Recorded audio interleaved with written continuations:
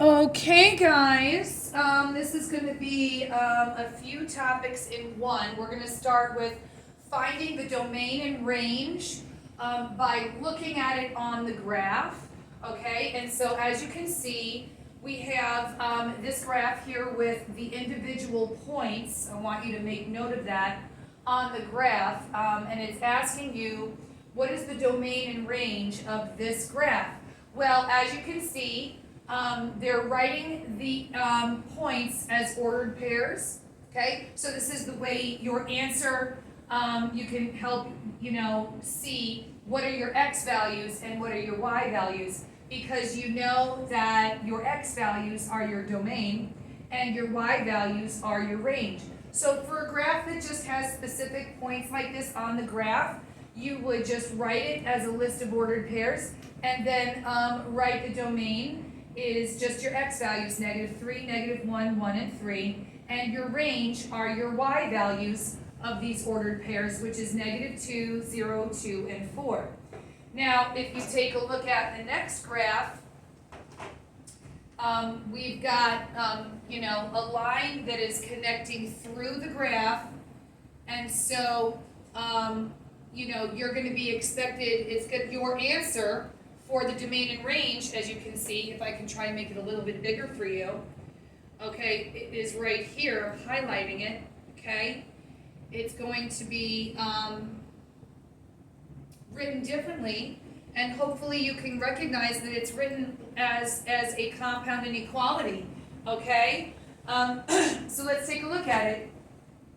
When you're looking at this graph, and it's demonstrated here for you, but when you're looking at the range on this graph, you want to know where is the beginning and end on the graph of your x values. So, from here to here, that's how wide it is, right?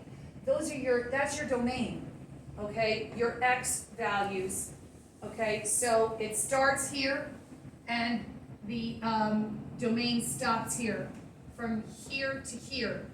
Now, how would you write that as an inequality?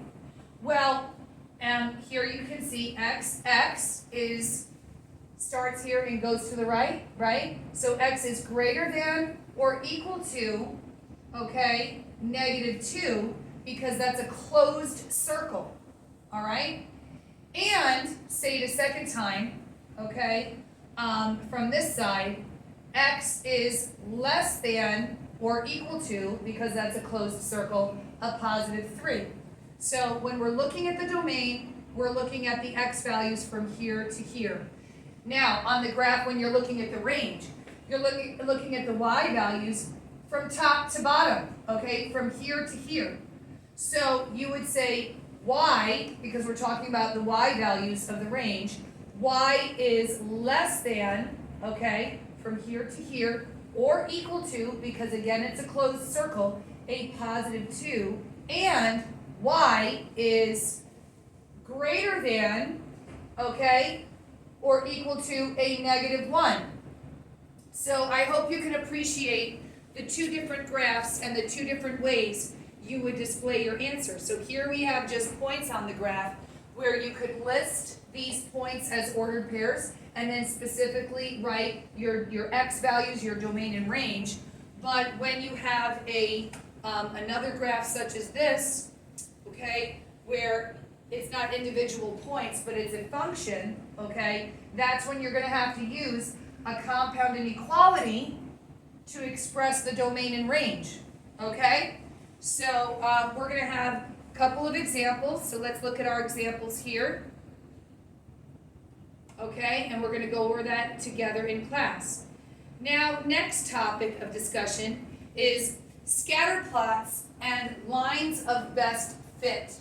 So as you can see, these are three examples of scatter plots, and they call it a correlation, okay? A correlation between data sets. So as you can see, this information is a positive correlation because it's going in the upward direction. Remember, we read graphs from left to right.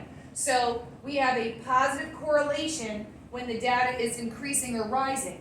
as you can see, the data is decreasing or going down in the downward direction, so we call that a negative correlation. And then as you can see, that the data is just scattered all over this graph, so there's absolutely no correlation. So that's way too easy not to get right on a test. So here we can see when you look at a scatter plot, okay, that's going in an upward positive direction, they want you to find, and you'll get questions like this on the semester exam or my unit exam, a line that represents, the line of best fit is the average, okay? So it's supposed to go as down the center as possible.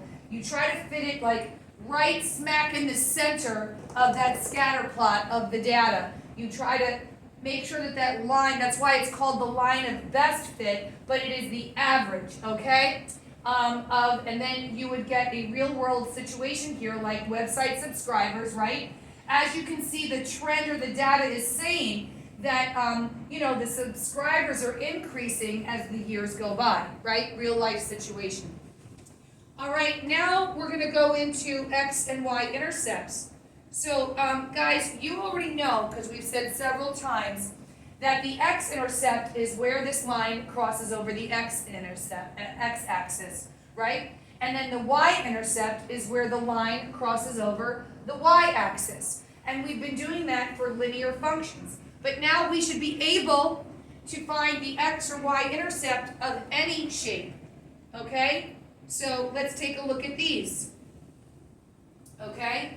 So once again, here is our x-intercept here, where this line crosses over the x-axis, which would be negative 1.50, and our y-intercept at a 0, positive 2.